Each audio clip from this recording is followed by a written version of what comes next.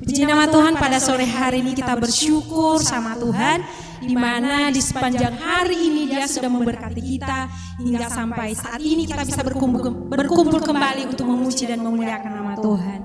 Dan saat ini mari kita berdoa lebih dulu. Tuhan, kami bersyukur Tuhan buat kasih setia-Mu dalam kehidupan kami Tuhan. Dari pagi, siang hingga sore hari ini Tuhan, Engkau sudah bersama-sama dengan kami Tuhan. Terima kasih Tuhan buat tubuh jasmani kami Tuhan. Kami sehat Tuhan. Nah, saat ini Tuhan Yesus, kami sangat-sangat bersyukur buat kasih setia Tuhan dalam kehidupan kami. Dan pada sore hari ini Tuhan, kami mau lebih lagi Tuhan, kami mau lebih lagi untuk memuji dan memuliakan nama Tuhan. Terima kasih Tuhan, terima kasih Yesus. Tuhan, berkatilah setiap kami, jemaat-Mu Tuhan, yang masih dalam perjalanan. Engkau antarkan mereka di tempat ini Tuhan, supaya mereka bersama-sama dengan kami untuk memuji dan memuliakan nama Tuhan. Terima kasih Tuhan Yesus, terima kasih Bapa. Haleluya Yesus. Terima kasih Tuhan, aku bersyukur Bapa atas kebaikan-Mu dalam kehidupanku. Haleluya Yesus. Haleluya Yesus. Haleluya Yesus. Banyak yang Kau perbuat dalam hidup kami Tuhan. Haleluya Yesus. Mari kita sama-sama katakan, banyak yang Kau perbuat di dalam hidupku, rancangan indah-Mu terjadi di hidupku. Bapa yang mengerti, Bapa yang mengerti.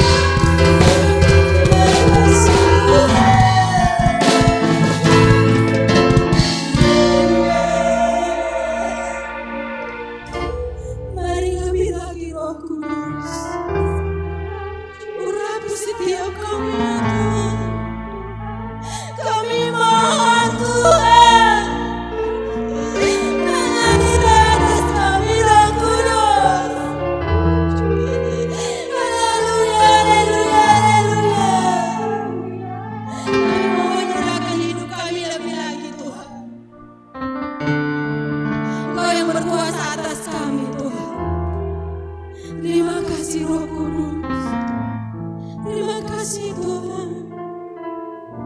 Haleluya Yesus. Mengalirlah Roh Kudus. Haleluya Yesus. Terima kasih Tuhan.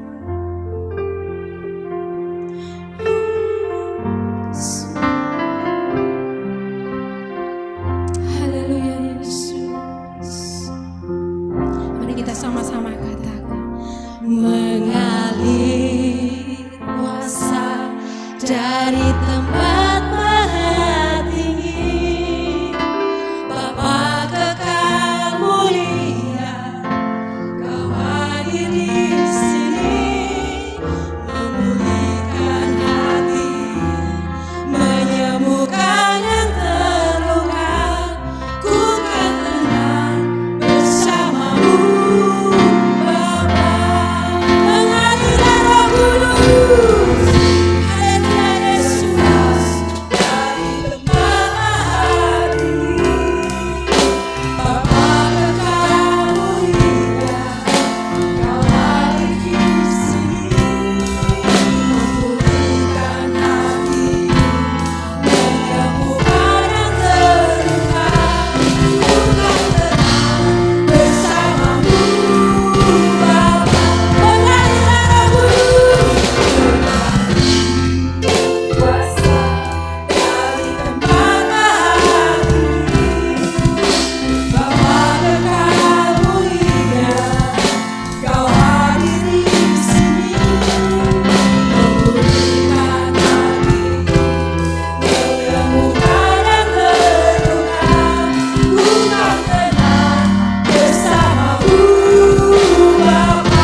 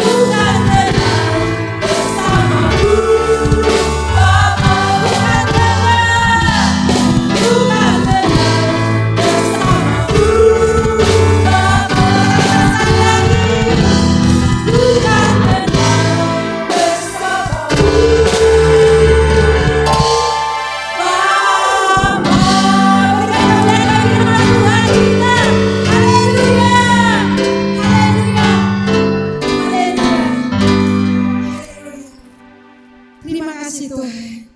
Terima kasih Roh Kudus. Saat ini Tuhan, kami mau lebih lagi Tuhan. Kami mau bersyukur Tuhan untuk kebaikan Tuhan dalam hidup kami. Nah saat ini Tuhan, kami akan mau bersuka cita. Kiranya anugerah-Mu, pertolongan-Mu senantiasa menyertai setiap kami. Hanya di dalam dan demi nama Tuhan Yesus kami berdoa. Haleluya. Amin. Mari kita sama-sama bangkit berdiri. Haleluya Yesus. Bangkit serukan nama Yesus. Haleluya. Ada bersama dengan kita.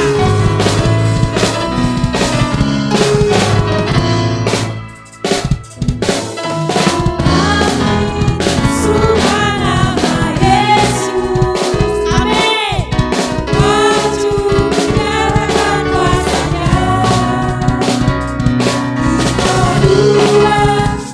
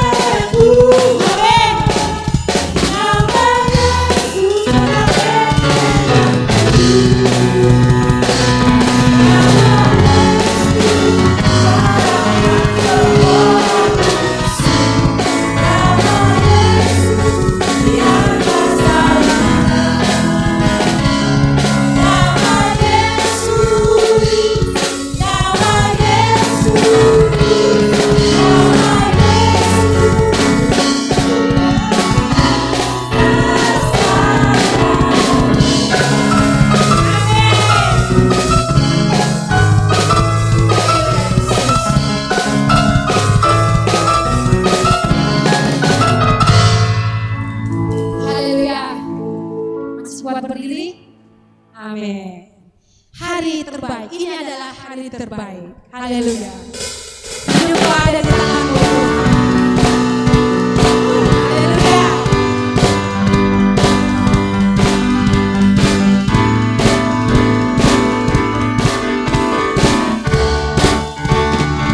Hidupku ada di tangan-Mu. Kau berencana yang terindah. Tak hanya yang baik saja yang ku terima. Walau tubuhku diremukkan, walau jiwaku tergoyahkan, ujarku takkan terhentikan, yang memberi penghiburan. Akan ku salibku, sungguhlah kasih setiamu, ku bertahan, kau buatku dengan imanku. Ku mau tetap bersyukur, senantiasa bersyukur. Segala yang ku alami, yang pernah-Mu terjadi, ku mau tetap bersyukur.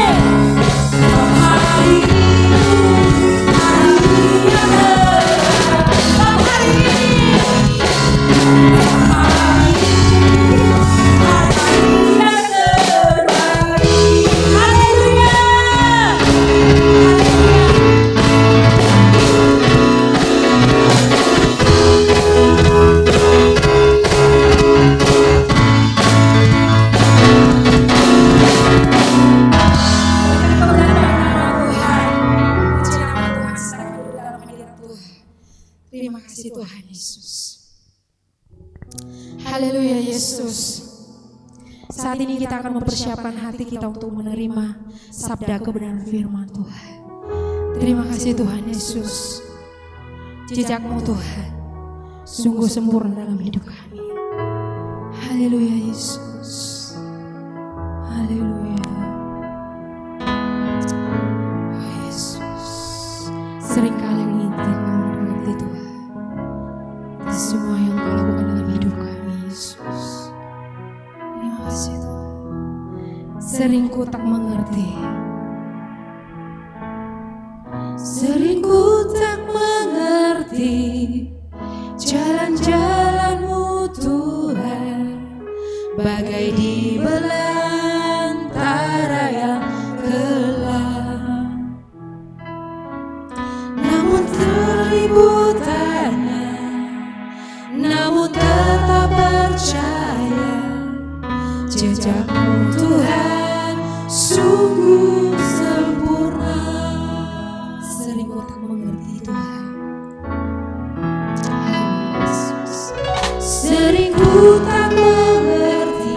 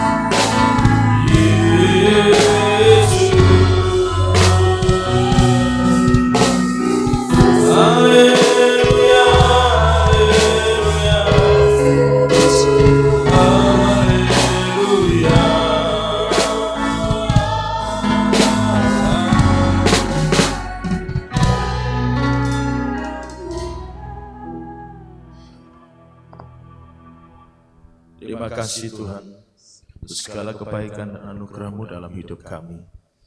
Biarlah kami sungguh-sungguh menyadari bahwa hidup ini adalah anugerah Tuhan, dan olehnya kami mau menyerahkan seluruh hidup keberadaan kami sepenuhnya hanya kepada Engkau saja ya Tuhan.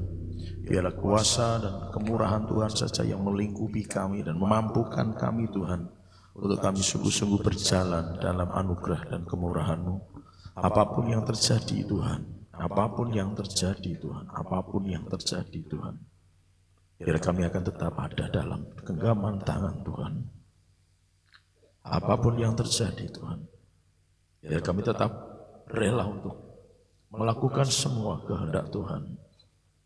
Apapun yang terjadi Tuhan, biar kami tetap ada di dalam naungan anugerah kemurahan Tuhan. Terima kasih Tuhan, terima kasih. Kami serahkan seluruh waktu ini sepenuhnya ke dalam tangan Tuhan. Kami siap untuk belajar, kami siap untuk melakukan, kami siap untuk dinaungi dengan Roh Kudus-Mu demi nama Tuhan Yesus Kristus. Haleluya, kita semua yang siap katakan amin. Shalom. Haleluya, semua kita pasti diberkati Tuhan, amin. Saatnya buat kita sama-sama, yuk kita sama belajar firman Tuhan pada kesempatan sore hari ini. Ada beberapa hal yang kita akan bisa simak dari perjalanan kisah hidup Salomo. Tidak seluruh perjalanan kita akan pelajari, tetapi ada beberapa cuplikan kisah yang ketika saya membaca itu menarik sekali untuk kita bisa sama-sama pelajari, Bapak Ibu Saudara. 1 Raja-Raja pasal 8 ayat 62 dan 63. 1 Raja-Raja pasal 8 ayat 62 dan 63. Yang sudah ketemu katakan haleluya. Oke. Saya bacakan untuk kita semua. Lalu raja bersama-sama segenap Israel mempersembahkan korban sembelihan di hadapan Tuhan. Sebagai korban keselamatannya kepada Tuhan, Salomo mempersembahkan 22.000 ekor lembu sapi dan 120.000 ekor kambing domba. Demikianlah raja dan segenap Israel mentahbiskan rumah Tuhan itu. Jadi konteksnya Bapak Ibu Saudara, bahwa Salomo sudah mendirikan bait suci. Selesai mendirikan bait suci, kurang lebih kira-kira 7 tahun menyelesaikannya. Lalu Salomo mendirikan rumahnya, istana kerajaan. Itu butuh waktu beberapa puluh tahun gitu ya. Nah, setelah selesai membangun bait suci, selesai membangun istana kerajaan, lalu Salomo mentahbiskannya. Nah, ini menjadi penting buat Bapak Ibu kita untuk ketahui bahwa ketika kita selesai bangun rumah atau kita mungkin ngontrak rumah, bagus kalau kita kemudian doakan. Gitu ya, rumah yang kita tinggali itu kita doakan. Dalam bahasa Alkitab memang ditahbiskan.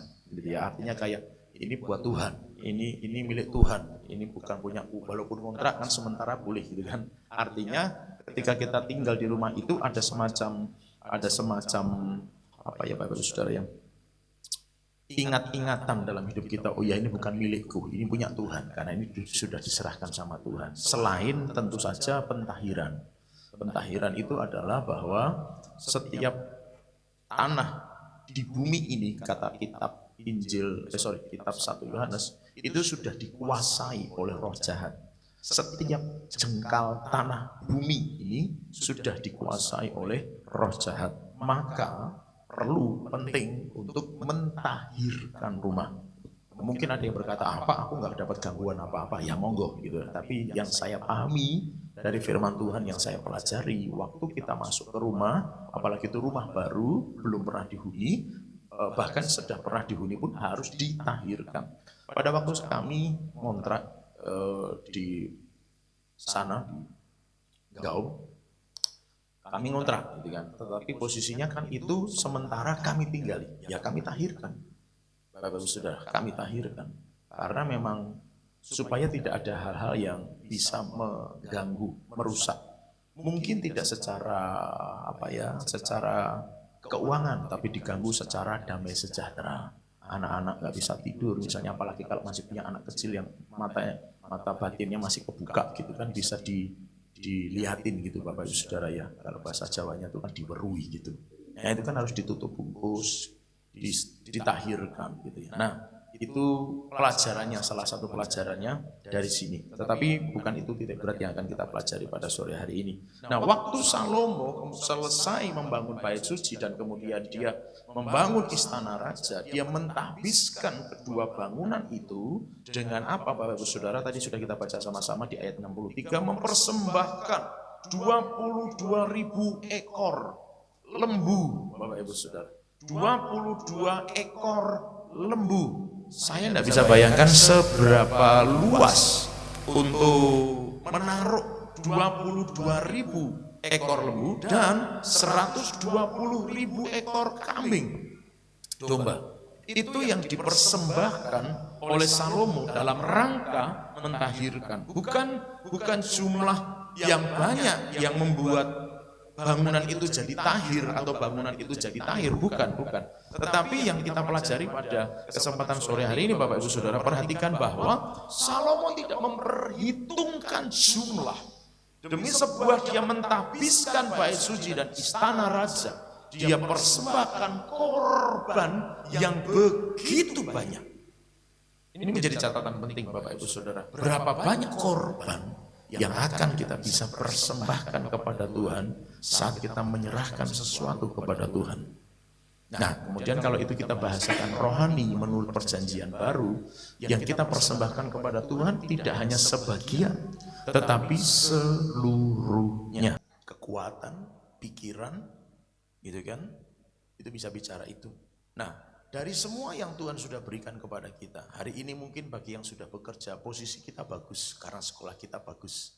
Gitu kan, kita lulus mungkin sarjana S2, S3 sehingga kita dapat posisi seperti sekarang ini. Atau mungkin yang sekolahnya cukup tamat SMA, tapi hari ini Anda punya posisi yang baik.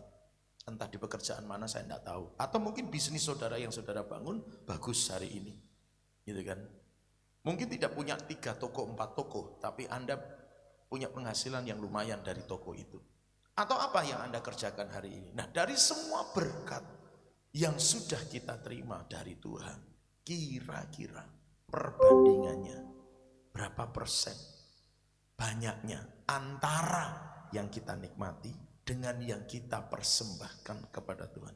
Yang kita persembahkan kepada Tuhan itu bentuknya macam-macam. Menaburnya, gitu ya, mungkin melalui persembahan mingguan, persembahan tatangan, atau menabur dalam bentuk yang lain, tapi intinya itu untuk Tuhan. Berapa banyak persentase dari yang kita nikmati dengan yang kita korbankan? Bahasanya jelas, korban. Berarti ada sesuatu yang dari hidup kita yang itu juga kita potong, kemudian kita taruh di sana untuk kita persembahkan kepada Tuhan. Korban itu akan selalu bicara memotong bagian dari yang kita miliki. Apapun itu, kalau itu materi ya semestinya ini untuk aku, tapi ini tak potong untuk Tuhan. Kalau itu non materi, semestinya ini untuk aku, tak potong untuk Tuhan. Itu bicara korban, Bapak Ibu Saudara yang kasih Tuhan. Jadi maaf bicara, seperti yang Yesus bilang di dalam Injil, persembahan janda dan orang kaya. Orang kaya itu mempersembahkan sebagian hartanya, tapi dari kelebihan. Sementara ibu janda itu memberikan seluruh penghasilannya hari itu. Ada korban kan? Itu gaji sehari. Gaji sehari seluruhnya dipersembahkan kepada Tuhan. Dalam bahasa saya, berarti di hari itu dia puasa.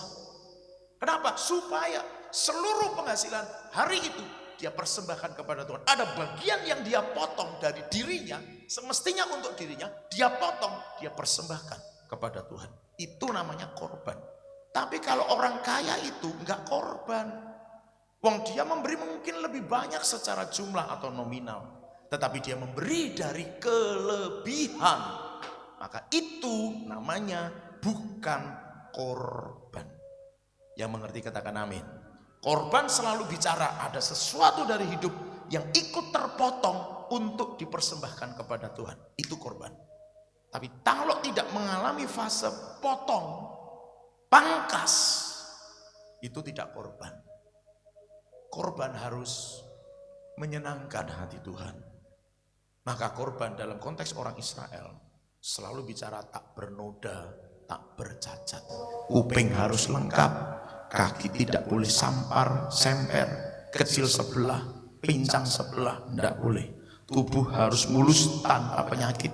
Itu korban yang dipersembahkan kepada Tuhan. Korban selalu bicara yang terbaik. Kasih tahu kanan kiri, katakan korban kita harus yang terbaik. Korban selalu bicara yang terbaik. Dan kalau bicara korban, harus selalu bicara ada yang terpotong dari hidup kita untuk kita persembahkan kepada Tuhan. Waktu kita nyapu, saya turun bisa kena kamera. Soalnya ada yang nonton di rumah gitu, saudara. Kasihan, hai. Siapapun Anda, ya. Saudara, nyapu nih, gereja nyapu gereja. Ada orang datang, halamannya habis basah, disiram Mbak Lina gitu kan, saudara ya, basah. Orang masuk dengan kondisi sepatu basah, plak, bekas semua, saudara. Yang nyapu ini gimana? Kalau dia rela kepotong perasaannya, aku melakukan buat Tuhan, itu korban. Tapi sing tidak ya kurang ajar. Oh ngerti itu, terus ini disapu nggak tidak nganggo sepatu teles kan, saudara ya. Tapi ini bicara kita sebagai pelakunya dulu gitu ya. Kita nggak bicara orang lain gitu yang dilibatkan Tuhan dalam hidup kita. Kita bicara yang melakukan. Waktu kita masak buat Tuhan, waktu kita nyanyi buat Tuhan, waktu kita atraksi buat Tuhan, latihan buat Tuhan. Ada enggak bagian yang terpotong dari hidup kita secara waktu, tenaga, keuangan, barangkali begitu kan, pikiran, macam-macam perasaan mungkin juga terlibat di dalamnya. Ada bagian yang mungkin terpotong enggak? Kalau engkau rela kepotong dan itu engkau katakan enggak apa-apalah ini buat Tuhan, itu korban. Dan korban dalam bahasa Alkitab selalu menyenangkan hati Tuhan. Enggak ada korban yang tidak menyenangkan hati Tuhan. Catat baik-baik. Selama korbannya sama gitu, maksudnya diminta Tuhan, maksudnya tak bernoda, tak bercacat dan seterusnya. Korban itu bicara selalu menyenangkan hati Tuhan. Katakan sama-sama, menyenangkan hati Tuhan. Gak ada korban yang tidak menyenangkan hati Tuhan. Semua korban selalu menyenangkan hati Tuhan. Waktu kita berani korban, apapun itu, percayalah, itu menyenangkan hati Tuhan. Katakan amin. Jadi Bapak Ibu Saudara, ayo korban. Apapun itu, korban. Gak mudah memang kalau kemudian hubungannya dengan sesuatu yang memang kita benar-benar miliki. Janda itu mempersembahkan sehari, gak mudah.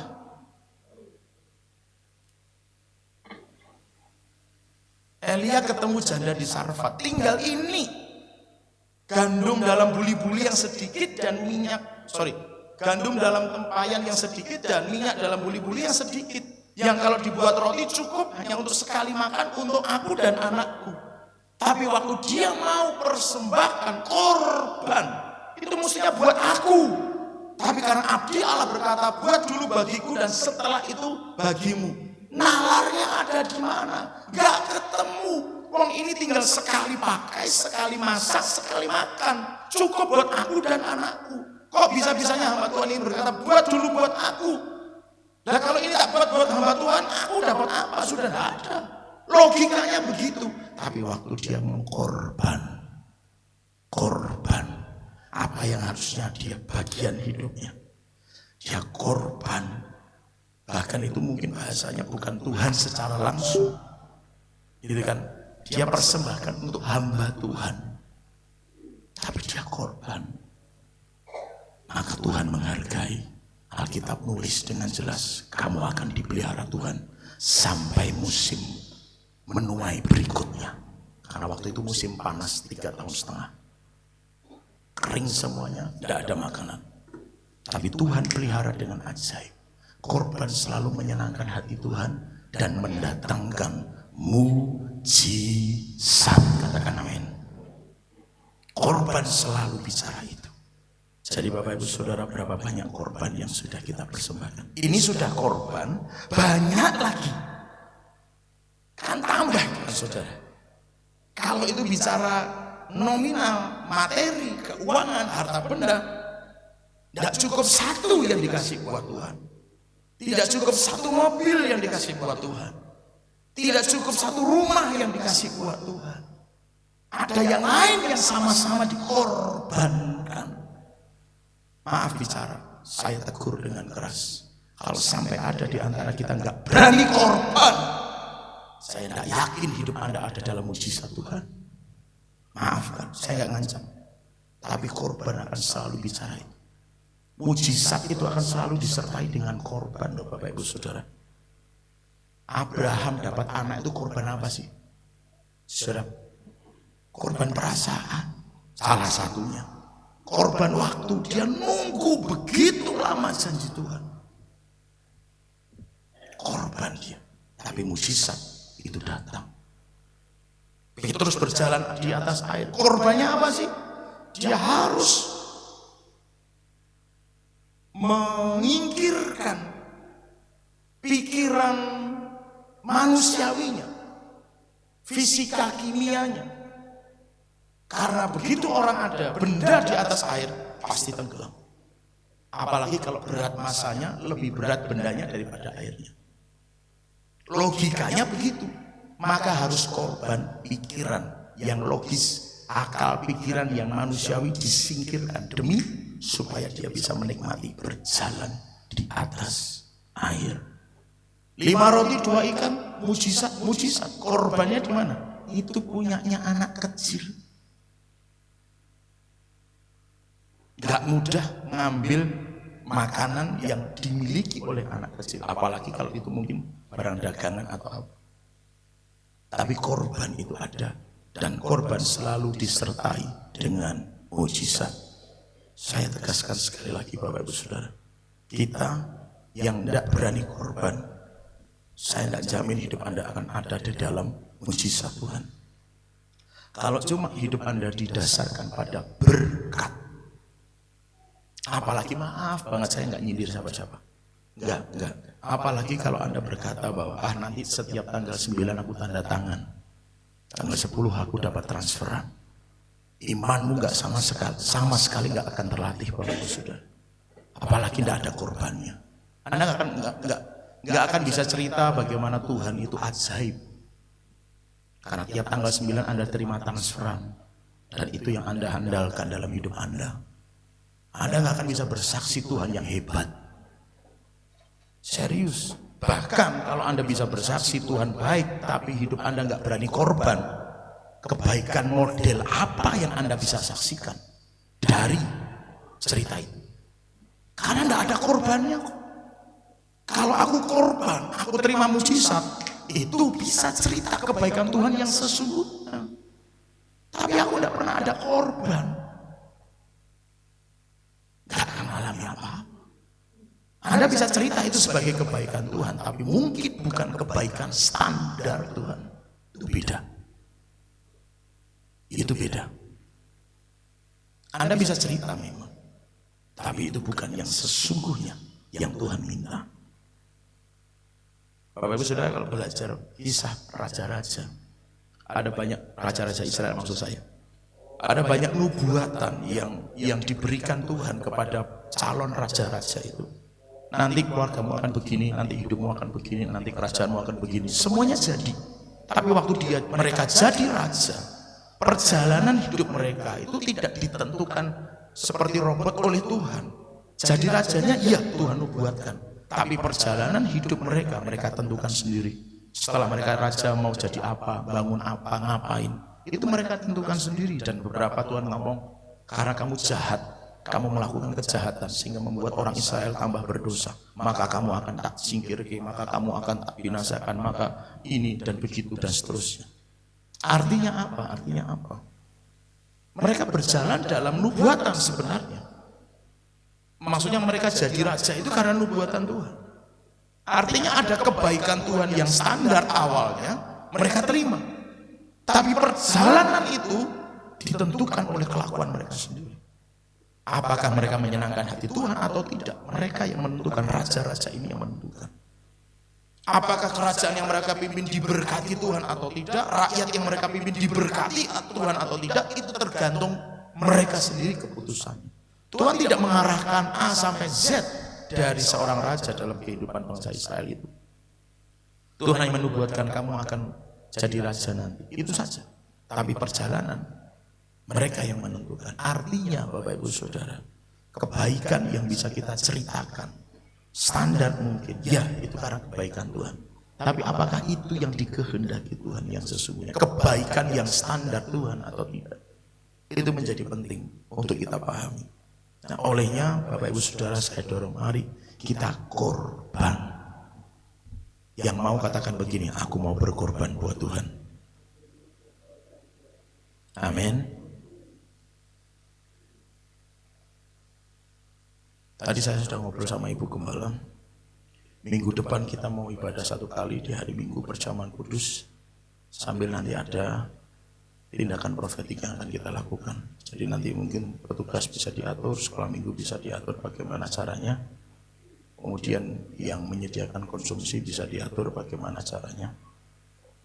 Saya rasa beberapa hari minggu ini Tuhan ngomong itu. Kemarin saya janjikan kalau mungkin hari ini. Tapi Tuhan bilang bareng sama perjamuan kudus. Jadi mungkin acaranya minggu depan jadi agak panjang karena ada perjamuan kudus, ada doa ulang tahun, ada itu juga. Saya ngomong sekarang supaya itu nggak ditangkap sama setan. Ya. Dalam nama Yesus dijagai semuanya. Tutup bungkus dengan darah anak domba. Nah, saudaraku ini kasih Tuhan, korban itu selalu bicara yang terbaik, tak bernoda, tak bercacat. Jadi persembahkan yang terbaik buat Tuhan, katakan amin. Korbankan yang terbaik buat Tuhan, katakan amin. Lalu bicara selalu disertai dengan mujizat. Ada korban, pasti ada mujizat. Ada pertolongan, ada penyertaan Tuhan. Selalu ada mujizat ketika ada korban. Lalu korban itu selalu menyenangkan hati Tuhan. Gak mungkin tidak, korban akan selalu menyenangkan hati Tuhan. Jadi jangan pernah memiliki atau begini Bapak Ibu Saudara, iblis itu cara kerjanya di bagian itu, bahwa ketika saudara ada ketergerakan hati nih, atau bahkan informasi nih, Pak mau ikut join enggak nih, kita mau ada korban nih buat Tuhan nih, gitu kan. Apa itu? Ini, kalau Anda mau berarti akan ada korban yang dikeluarkan di sana. Waktu ini kan informasi sudah nyampe nih kan saudara, ya. Perhatikan cara kerja setan. Informasi kan sudah nyampe. Ajakan untuk ikut korban itu sudah datang. Jadi bahasanya, kalau saya selalu mengatakan, mengajarkan, bahasanya itu Tuhan ngomong tuh. Ko Hadi yuk ngechat bareng. Itu bukan bahasanya si Erik lagi. Itu bukan bahasanya Mas Romi lagi. Itu bukan bahasanya Pak Martoto lagi atau yang lainnya. Enggak. Itu Tuhan ngomong tuh. Kenapa? Yuk Mas, yuk ngechat gereja. Itu Tuhan bicara Bapak Ibu Saudara. Yuk Pak Bu, korban ini, korban itu, ikut ini, ikut itu untuk Tuhan. Itu Tuhan ngomong tuh. Bukan orang lain lah. Justru di sini setan. Setan ngomong, alah, enggak usah ikut. Alah, enggak usah melu-melu. Alah, udahlah biarin yang lain aja. Waktu itu terjadi dan kita berkeputusan, maaf, aku ndak ikut. Maaf, aku ndak bisa gabung. Padahal mungkin bisa sebenarnya. Kalau diupayakan dan sebagainya bisa. Tapi ketika keputusan itu setelah ada pemikiran, pertimbangan, ikut ndak, pilih enggak, maaf saya ngomong. Setan berhasil menipu Anda. Setan berhasil menipu Anda. Kalau seseorang kemudian akhirnya berhasil ditipu setan, setan nancap ke sesuatu. Itu saya bahasakan supaya Anda paham. Waktu kita berkeputusan ngikut keputusannya setan, dia sudah nancepin sesuatu di sana. Entah itu di pikiran, entah itu di hati, entah itu di jiwa, entah itu di roh. Tidak tahu. Atau mungkin di daging. Kalau di daging itu nanti jadi penyakit. nantinya. Tapi dia berhasil nancepin sesuatu. Karena dia berhasil nancepin sesuatu, itu akan tetap ada di sana. Dan dia punya akses terus 24 jam untuk membuat kita jadi terus berpikir tidak akan korban, tidak akan korban, tidak akan korban, apapun alasannya tidak akan korban, tidak akan korban, tidak akan korban. Waktu itu terus terjadi. Kita sudah semakin jauh dari Tuhan. Tetap Kristen, Pak, catat baik-baik. Tetap Kristen sampai mati. Tapi kita sedang tidak ada koneksi dengan Tuhan Yesus. Sinyal itu tidak ada, HP tetap nyala, fungsi HP tetap jalan, tapi sinyal tidak ada. Waktu sinyal tidak ada, informasi tidak ada, berkat tidak turun, mujizat tidak datang. Perlindungan selubung darah Yesus bocor. Anda mau doa di dalam nama Yesus, gembala Anda mendoakan untuk bungkus dengan darah Yesus Kristus, penjagaan pasukan malaikat Tuhan, agar tembok kasih setia dan tembok berapi Tuhan tetap bocor, sudah. Bolak-balik anaknya sakit, bolak-balik mengeluarkan keuangannya morat-marit dan seterusnya. Kenapa? Karena tidak rela korban. Ingat sekali lagi saya tegaskan, waktu kita milih tidak ikut korban, iblis berhasil nipu kita.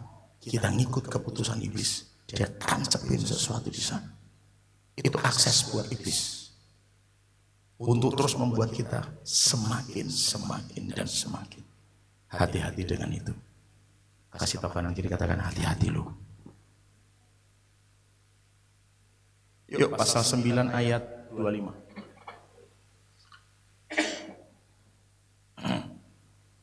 Tiga kali setahun Salomo mempersembahkan korban-korban bakaran dan korban-korban keselamatan di atas mezbah yang didirikannya bagi Tuhan, dan ia membakar korban api-apiannya di hadapan Tuhan.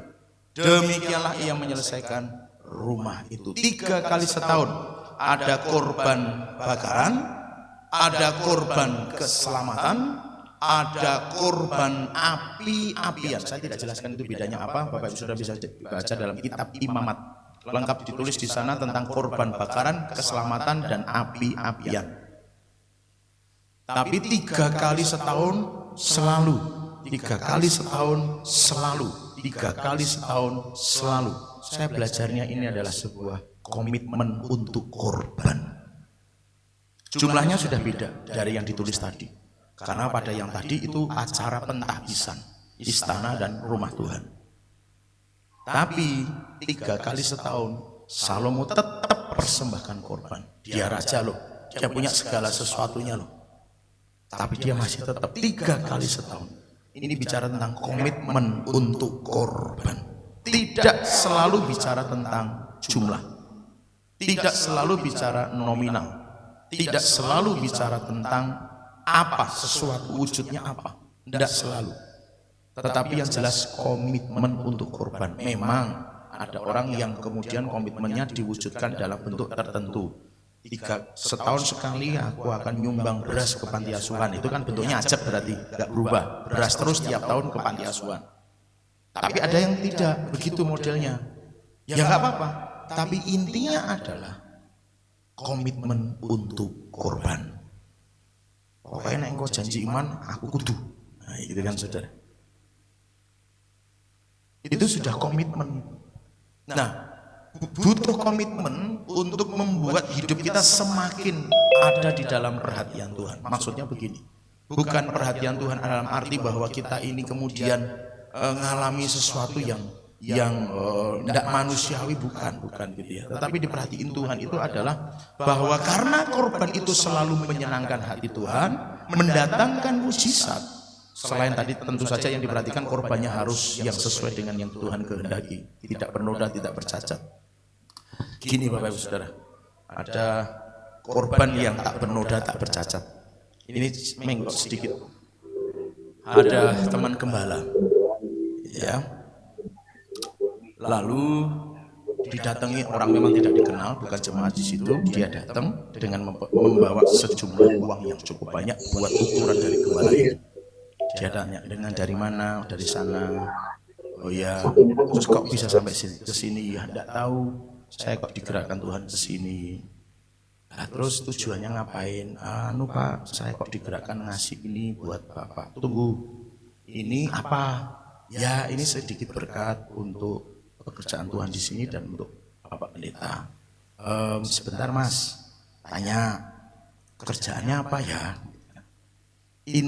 Singkat ceritanya, duit tadi itu hasil jual tanah, Bapak Saudara.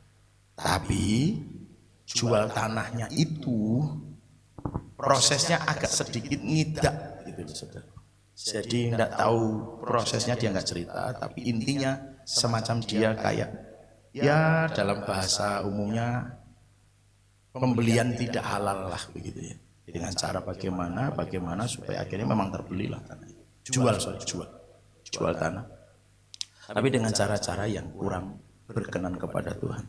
Teman hamba Tuhan ini ngomong, maaf Pak, uangnya dibawa pulang saja lagi. Saya sangat salut dan belajar dari hamba Tuhan ini. Sekalipun itu hamba Tuhan dalam konteks keuangan butuh, pasti sangat butuh. Karena sampai hari ini gerejanya juga masih begitu-begitu saja Bapak Ibu Saudara. Secara ini loh ya, secara bangunan loh ya. Kita ini termasuk yang cukup diberkati Tuhan dalam konteks bangunan. Hamba Tuhan ini tetapi memilih tetap karena caramu tidak benar. Aku tidak mau terima. Korbanmu itu bernoda, bercacat. Jadi memang hati-hati Bapak Ibu Saudara. Tidak semua berkat itu pada akhirnya juga mendatangkan berkat. Gitu ya. Berkat itu bisa mendatangkan kutuk ya. Maksudnya berkat itu dalam contoh yang tadi saya sampaikan. Jadi Bapak Ibu Saudara yang dikasihi Tuhan, ada komitmen yang kuat untuk berkorban. Tapi 3 hal tadi tetap ingat baik-baik. Korbannya harus yang terbaik. Korban kita pasti mendatangkan mujizat. Korban kita pasti menyenangkan hati Tuhan. Karena Salomo komitmen dalam mempersembahkan korban kepada Tuhan. Hidupnya semakin diberkati Tuhan. Walau juga hati-hati gitu ya. Hati-hati. Karena Salomo raja terkaya di zaman itu. Di antara semua raja di dunia yang ada pada waktu itu, Salomo menjadi raja yang terkaya. Semua wilayah kerajaan yang dia kuasai, setor upeti setiap waktu. Saya tidak tahu setiap tahun atau bagaimana. Tapi mereka setor upeti semuanya sehingga emas dan peraknya Salomo itu tak terhitung, tak tertakar. Angel diarani, cak ton enek ukurane. Gitu kan? 20 ton enek ukurane. 100 ton enek ukurannya, 1000 ton enek ukurannya. Itu sampai tidak bisa ditimbang, dihitung tidak bisa. Tapi itu juga hati-hati, karena di akhir Salomo, karena dia bisa punya banyak kekuasaan dan punya banyak uang, dia bisa ambil istri dari kerajaan manapun. 700 istri sah, 300 gundik, 1000 total istri-istrinya Salomo. Tetapi karena kekayaan itu membutakan Salomo sehingga dia ngambil istri dari orang-orang istilah kita yang tidak mengenal Tuhan. Alkitab menulis dengan jelas di akhir hidupnya Salomo ketika dia sudah mulai menjadi tua, tidak bisa menguasai, maksudnya dia tidak bisa lagi ngurus dirinya sendiri. Istri-istrinya itu menyeret Salomo jatuh dalam dosa penyembahan berhala. Semakin korban semakin diberkati, tapi hati-hati Bapak Ibu Saudara. Makanya perlu komitmen korban. Supaya apa? Tidak terjebak pada aku didit, aku sugih loh. Aku luwih karo kanca-kancane. Sehingga kemudian itu membuat orang jadi malah dalam tanda kutip pelit. Wah, aku sugih kok mosok dikongkon ngambut gawe kaya gini. Mosok aku kan ngurusi kaya gini. Masa aku disuruh ngerjain yang kayak begituan? Masa aku disuruh kerjain yang kayak gituan? Aku kan orang kaya. Hati-hati Saudara. Tapi waktu komitmen, berani komitmen korban, hidup kita pasti diberkati Tuhan. Katakan amin. Pasti diberkati Tuhan. Percaya Bapak Ibu Saudara. Itu firman yang katakan. Ke depan kan sudah bilang, masanya nggak akan jadi mudah. Masanya mungkin akan jadi semakin sulit. Tapi waktu kita berani komitmen korban di kondisi yang kita perlu, berani pangkas dan potong apapun yang mungkin itu harusnya punya kita. Korban buat Tuhan, percayalah. Itu akan mendatangkan mujizat dalam hidup kita. Korban kita itu bagikan nabur loh Bapak Ibu Saudara. Bukan bagikan nabur yang memang menabur. Korban itu sama juga nabur. Karena sesuatu yang harusnya buat kita, bagian kita, milik kita, kita pangkas, kita potong untuk Tuhan.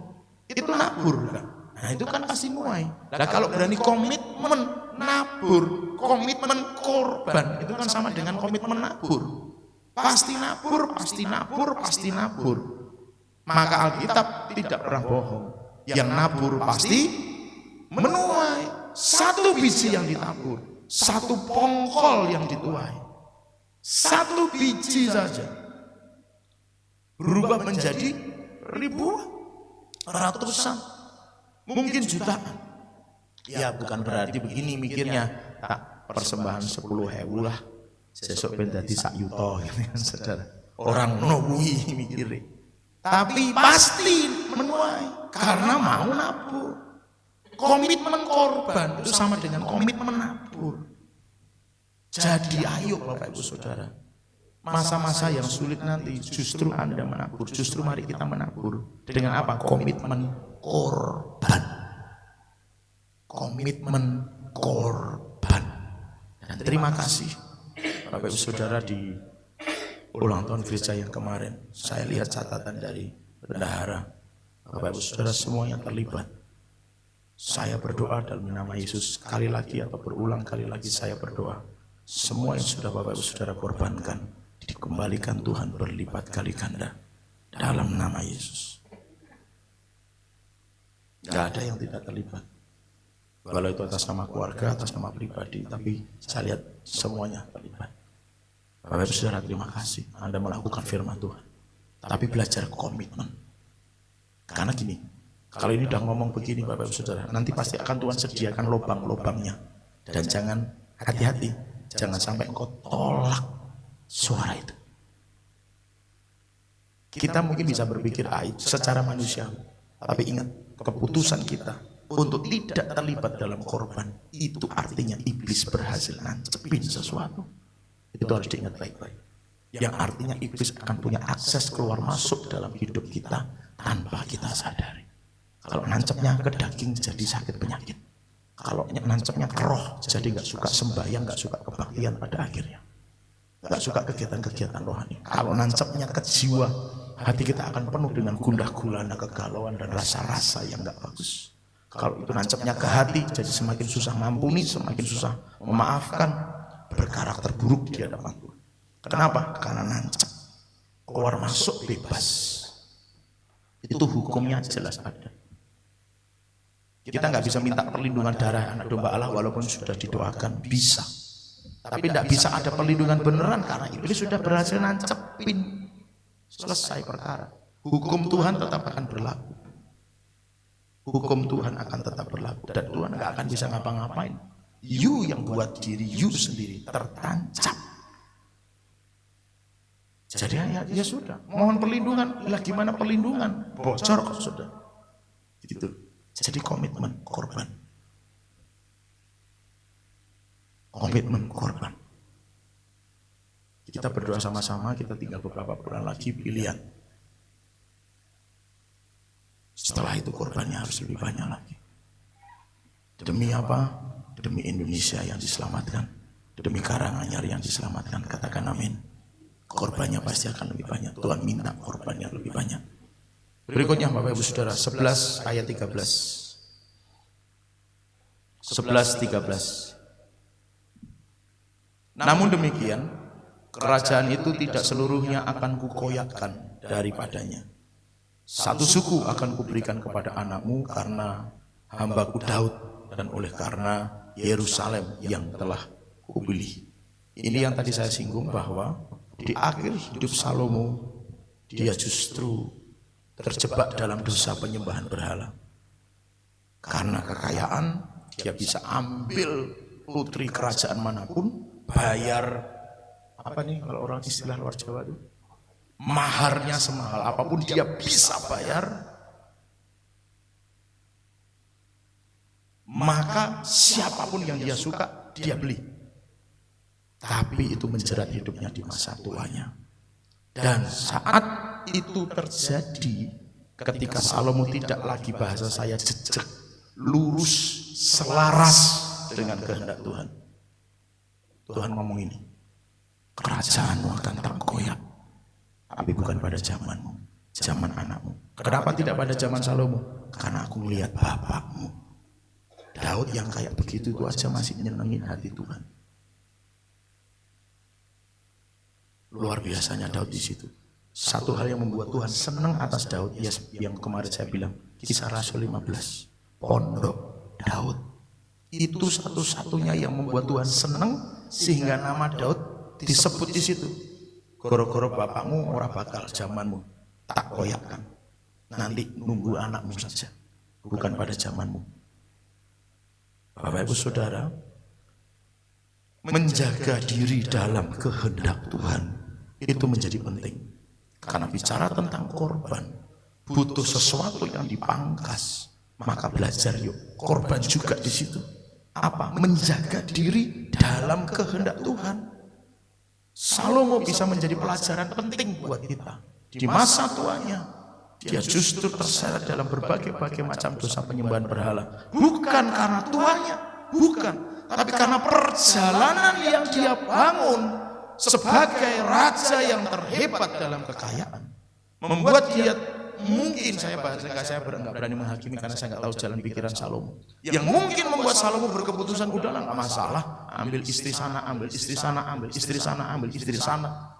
Semua jumlahnya jadi 1000. Tapi 1000-1000-nya penyembah berhala. Dan karena Salomo punya duit, Alkitab nulis, di mana istrinya pengen bikin tugu penyembahan, dibuatin sama Salomo. Jadi Yerusalem itu penuh dengan tugu berhala. Setiap istri ngomong apa, pengen apa, bangun ke. Pengen apa, bangun ke. Pengen apa, bangun ke. 1000 kuil Baal terbangun di Yerusalem. Itu sangat mengerikan. Menjadi hidupnya tidak lagi selaras. Jadi gini Bapak Ibu Saudara, maksudnya menjaga diri dalam kehendak Tuhan. Apa yang kita bangun hari ini sampai nanti kita tua. Atau kalau yang sekarang maaf bicara sudah tua, apa yang kemarin kita bangun? Mungkinkah yang dulu kita bangun atau yang sementara ini kita bangun nantinya bisa menyebabkan kita keluar dari kehendak Tuhan? Ini penting. Tapi prinsipnya adalah ayo jaga diri dalam kehendak Tuhan. Olehnya bangun apa yang kita sekarang kerjakan ini dengan dasar firman Tuhan. Katakan sama-sama, dasar firman Tuhan. Jalankan bisnismu dengan firman Tuhan. Jalankan rumah tanggamu dengan firman Tuhan. Jalankan ngatur keluarga dengan firman Tuhan.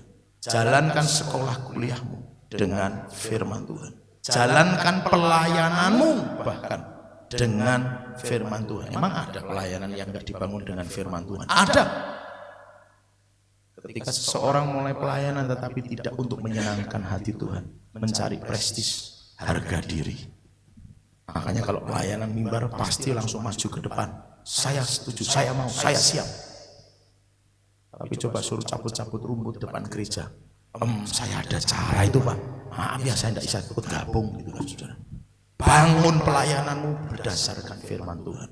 Semua yang ada dalam hidup kita bangun dengan dasar firman Tuhan. Katakan amin. Supaya tidak ada yang keluar dari kehendak Tuhan. Dan di masa yang akan datang nggak ada yang menyeret kita keluar dari firman Tuhan.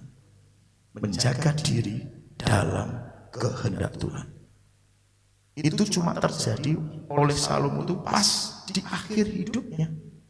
Waktu dia masih kuat dan sehat, dia tidak ikut nyembah berhala, enggak. Tapi dia najiskan dirinya dengan itu. Dia enggak sadar memang. Dia tetap kaya masalahnya. Dia pikir itulah berkat Tuhan dalam hidupnya. Dia pikir itulah anugerah Tuhan luar biasa dalam hidupnya. Hanya karena diukur banyak kerajaan yang masih memberikan upeti dan kekayaannya yang masih berlimpah-limpah.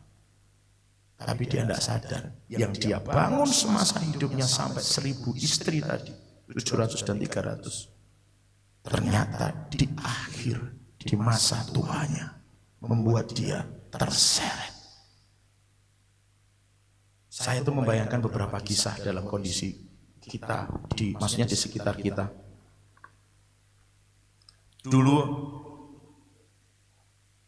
orang Kristen, masih Kristen, cuma keluarganya tidak ada yang ikut Tuhan. Salah siapa tidak tahu, tapi kita juga harus belajar untuk mulai hari ini kita harus belajar. Ini keluarga nih saudaraku, ini keluarga nih temanku, harus ikut sama-sama kita backup dalam doa supaya semua keluarga ikut Tuhan. Saudara, itu kan terjadi di sekitar kita. Teman-teman kita, orang Kristen yang lain kan ngalami begitu. Di masa tuanya, karena Anda ada keluarganya yang Kristen, delalah kebetulan atau gimana bahasanya, gak Kristennya ekstrim. Sehingga di masa tuanya, di mana dia harus bisa berangkat ke gereja, gak ada yang bisa nganter, berangkat sendiri juga gak bisa. Alhasil, gak pernah ke gereja lagi. Alhasil ketika dia benar-benar sudah tua, tidak bisa mampu lagi bergerak dan hanya di tempat tidur. Mbah, piroke ya mbah, ya piroke, bla bla bla bla bla bla, wes mati di lontong sudah. Paham maksud saya Bapak Ibu Saudara? Yang dia bangun selama hidupnya itu penting untuk masa tua. Waktu tubuh ini sudah tidak bisa apa-apa, tidak bisa menggerakkan tubuh sendiri, bergantung sama orang lain. Orang ini bagaimana? Itu penting, itu pelajaran Salomon. Jadi jangan dianggap sepele, yang penting udahlah ikut Tuhan, kuat sampai mati. Tunggu sampai mati, oke sampai mati. Nek nganggo tuwa, ora iso apa-apa. Urung mati. Njut kepiye gitu kan. Coba tanyain kanan kiri, njut kepiye? Ya, pengerja kita ini cuma senyum-senyum biasanya. Coba ngomong kalian, njut kepiye? Ya, senyum lagi sudah. Makanya kita sebagai keluarga tahu teman kita, ayo backup dalam doa. Supaya jangan sampai satu pun di antara keluarga kita yang paham, katakan amin. Backup. Kita kan keluarga. Ya memang secara hukum itu urusan dia dengan keluarganya. Tapi secara roh kan kita punya tanggung jawab. Itu teman kita, keluarganya ada yang nggak kenal Tuhan. Ayo ditolong. Soalnya MS begitu sepuh, kondisinya seperti yang saya katakan tadi. Kita mau masuk, ya tidak bisa. Itu haknya anak-anak mereka kan, anak-anaknya dia, cucu-cucunya dia. Ketika pakai, itu loh saudara. Maka bangun semuanya hari ini dalam dasar firman Tuhan. Jaga diri supaya tetap berjalan dalam kehendak Tuhan. Gak mudah, saya sangat mengerti itu. Tidak mudah memang. Tapi selama kita mau berjuang dan bergandengan bersama-sama, Bapak Ibu Saudara, jangan pernah lepas dari lingkaran yang sudah Tuhan tetapkan atas hidup kita untuk kita ada di sini. Selama kita tetap bergandengan tangan menjadi satu keluarga, impartasi pengurapan roh terus terjadi. Saat kita lemah tanpa kita sadar, kekuatan teman-teman kita mengalir buat kita, sehingga kita di pick up kembali, di rise up kembali, dibangkitkan lagi untuk kita terus berjalan dalam kehendak Tuhan, katakan amin. Maka beberapa pengalaman saya cerita, beberapa pengalaman karena tidak ikut komunitas, jadi kayak merasa sendiri, nggak ada yang nopang, nggak ada yang doain, nggak ada yang perhatiin. Padahal bukannya kita nggak perhatiin. Bukannya teman-teman nggak perhatiin, bagaimana mau perhatiin mau nggak pernah kumpul gitu kan? Kan juga susah Bapak Ibu Saudara, serba repot. Dan itu terjadi sehingga pada akhirnya ketika mengalami sesuatu, lepaslah dia dari kasih karunia Tuhan. Amat disayangkan, amat disayangkan. Makanya si amat perlu disayangi. Nggak lucu ya? Memang tidak melucu sih. Bapak Ibu Saudara ini kasih di Tuhan, ayo.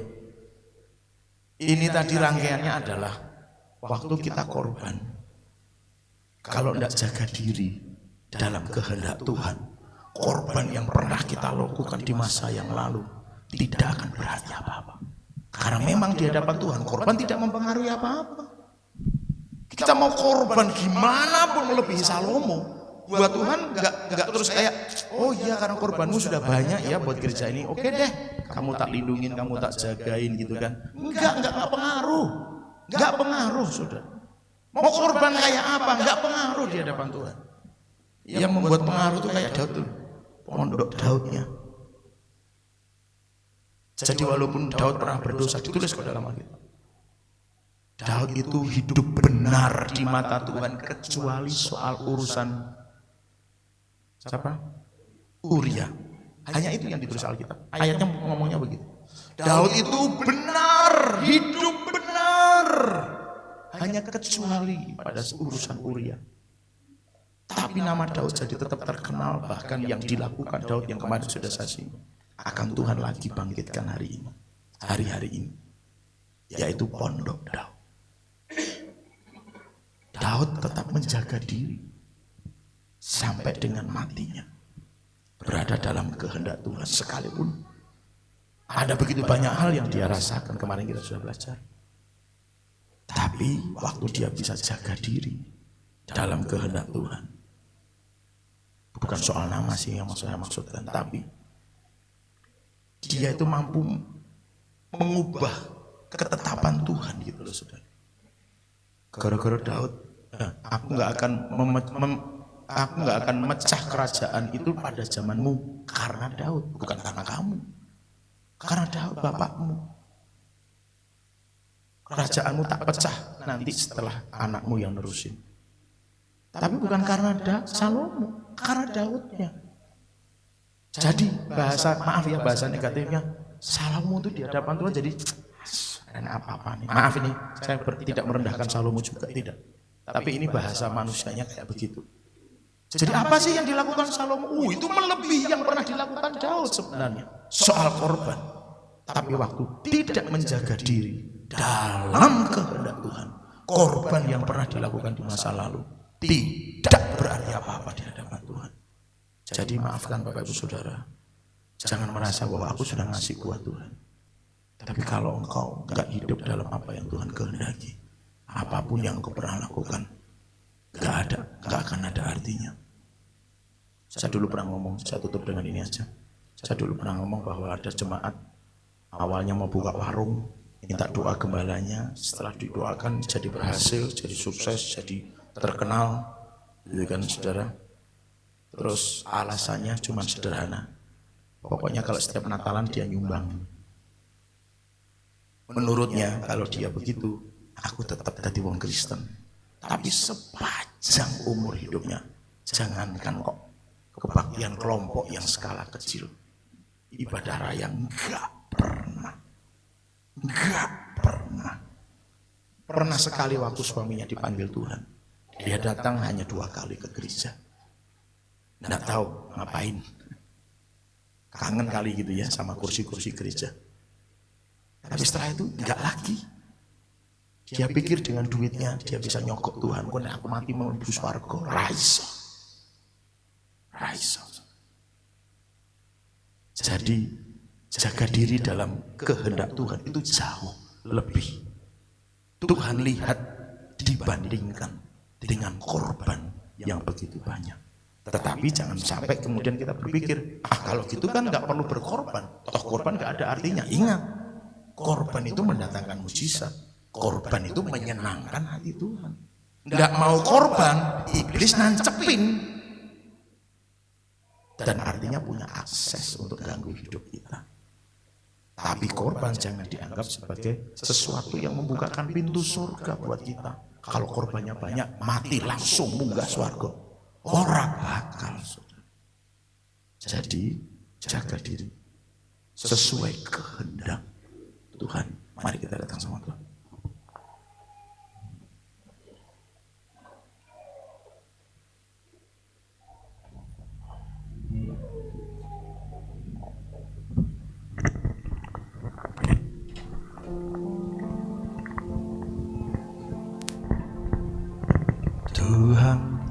ku mau menyenangkan-Mu. Tuhan, untuklah hati ini jadi bejana untuk orang-Mu. Semua bagai emas murni, Tuhan, ku serahkan hidupku semuanya, semua korbankan, semuanya korbankan buat Tuhan. Kuduskan hingga tulus selalu, agar aku menyenangkan-Mu,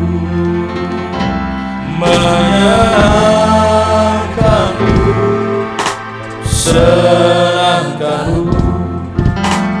Hanya itu kerinduanku, menyenangkan-Mu, senangkan-Mu. Hanya itu kerinduanku. Saudara yang dikasihi Tuhan, salah satu yang membuat kita bisa menyenangkan hati Tuhan adalah korban. Dan lagu ini mengingatkan kepada kita, semua ku berikan, semua mari kita korbankan untuk Tuhan, untuk kemuliaan namanya, untuk jiwa-jiwa, keselamatan jiwa-jiwa, untuk keagungannya, untuk kebesarannya dinyatakan atas hidup kita, atas dunia ini. Oleh sebab itu, sore hari ini, setiap kita yang sungguh-sungguh rindu mau belajar menyenangkan hati Tuhan dengan cara memiliki semangat berkorban, jiwa berkorban yang lebih sungguh lagi, saya undang bisa bangkit berdiri di hadapan Tuhan dan katakan bersama-sama, Tuhan, ku mau menyenangkan-Mu. Tuhan, bukalah hati jadi bencana untuk aku, cemerlang bagai emas murni. Tuhan, ku serahkan hidupku, ku berikan padamu. Kuduskan hingga tulus selalu,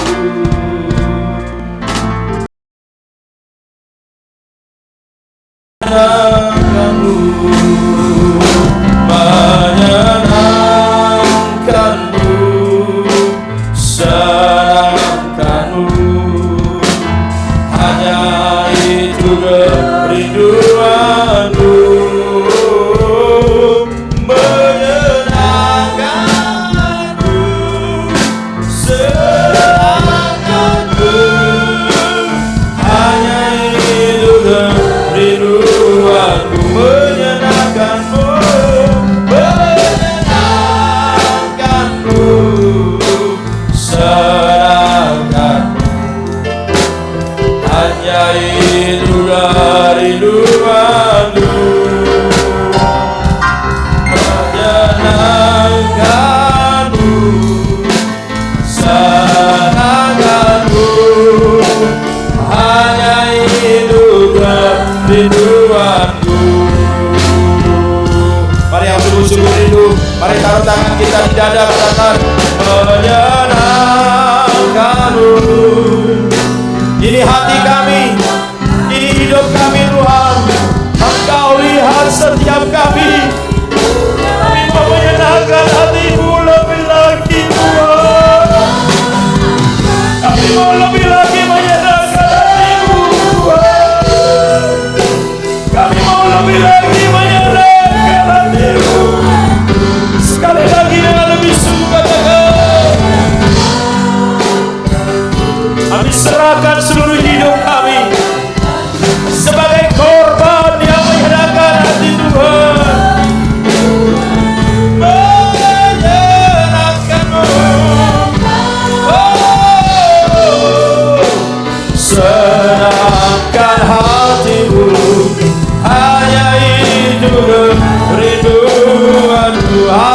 itu kerinduan, hanya itu kerinduanku, hanya itu kerinduanku. Mari sembah Tuhan, sembah Dia, memberi korban penyembahan yang terbaik buat Raja kita. Senangkan hatinya melalui penyembahan kita, korban penyembahan yang terbaik bagi Tuhan.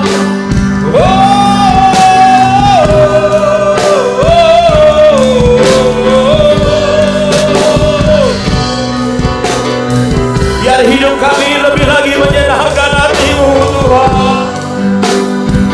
Biar korban itu mengalir dari hidup kami senantiasa di hadapan Tuhan.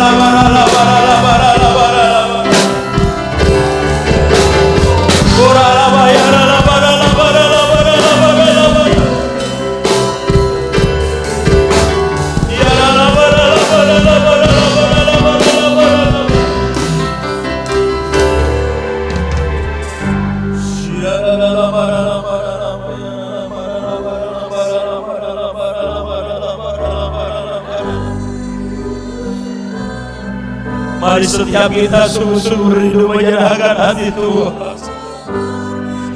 Mulai belajar komitmen berkorban atas semua yang ada dalam hidup kita, jasmani dan rohani, materi dan non materi.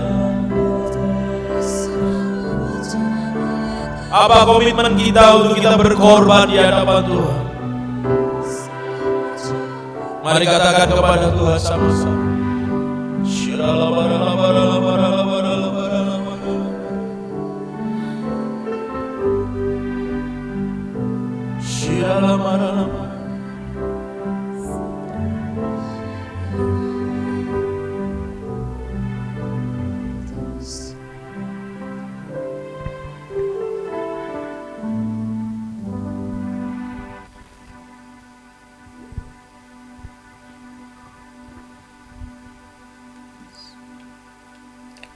Saudara, ada satu hal yang Tuhan ingin untuk kita lakukan sebagai tindakan profetik kita.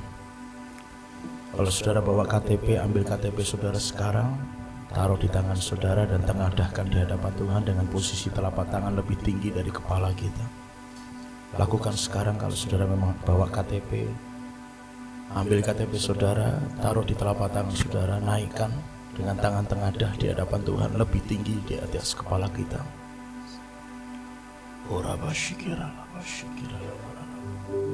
Ini sebagai tindakan iman bahwa kita mau berikan sepenuh hidup kita, sepenuh hidup kita, gengsi kita, karakter kita, hati kita, apapun, persembahkan. Lakukan dengan iman, saudara. Lakukan dengan iman. Gak hanya sekedar sebuah tindakan, tapi saudara lakukan dengan iman. Lakukan dengan iman. Bahwa inilah Tuhan hidupku, ku persembahkan kepada. Ku persembahkan hidupku kepadamu Tuhan. Untuk kemuliaan-Mu ku berikan hidup ini sebagai persembahan yang berkenan padamu. Lebih sungguh katakan, ku persembahkan hidupku kepadamu Tuhan.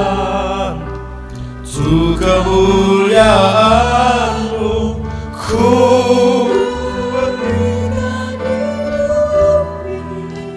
lihat kami Tuhan umat-Mu, lihat kami Tuhan. Ini tindakan iman kami Tuhan bersama di hadapan-Mu. Kami persembahkan seluruh hidup kami hanya untuk menyenangkan hati-Mu, menyenangkan hati-Mu saja ya Tuhan. Mulai hari ini ya Tuhan, kami nyatakan kami mau komitmen korban di hadapan Tuhan. Apapun yang Tuhan minta dari kami berikan bagi-Mu Tuhan. Tidak ada bagian yang kami ambil untuk hidup kami sendiri. Seluruhnya milik-Mu. Kerajaan Tuhan mendengar dan kerajaan iblis menyaksikan apa yang kami lakukan malam hari ini. Bahwa setiap kami yang menengadahkan tangannya di hadapan Tuhan dan mempersembahkan hidupnya bagi Tuhan akan ada di dalam perlindungan darah anak domba Allah demi nama Tuhan Yesus Kristus. Dan kekuatan alam maut tidak akan dapat menguasainya. Sebab di atas gereja-Mu ini Tuhan, Engkau membangun jemaat-Mu. Ini kami Tuhan, ini kami Tuhan. Segenap hidup kami, roh, jiwa, dan tubuh kami, semua yang ada pada kami, harta milik dan kekayaan kami, semuanya kami persembahkan kepada Tuhan demi nama Tuhan Yesus Kristus. Dan darah dan domba Allah akan menutup bungkus kami semua. Pasukan malaikat akan menjagai kami semua.